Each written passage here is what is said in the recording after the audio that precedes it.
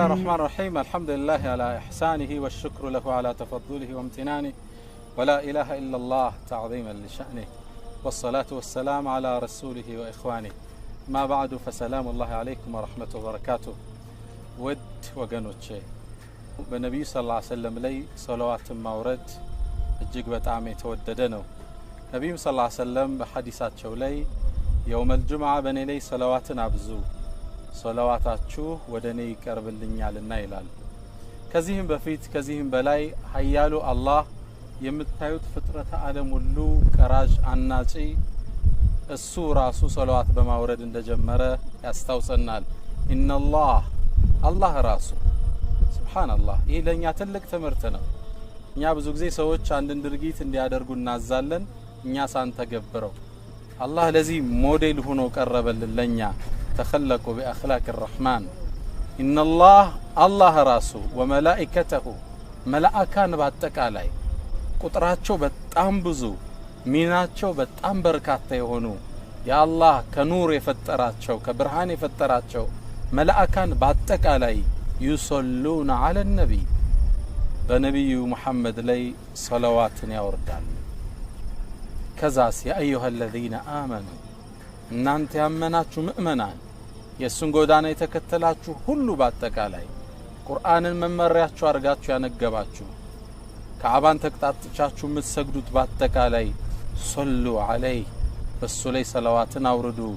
ወሰሊሙ ተስሊማን በነብዩ ላይ ሰላዋት ሰላም እንድናወርድ አላህ ራሱ ተግብሮት መላእካን ተግብረውት ለኛም አላህ ያቀርብልናል በነብዩ ሰለላሁ ዐለይሂ ወሰለም ላይ ሰላዋት ማውረድ ትልቅና በርካታ አጅር አለው ከአጅሩም በላይ የዱንያ ጥቅምም አለው ነብዩ ሰለላሁ ዐለይሂ ወሰለም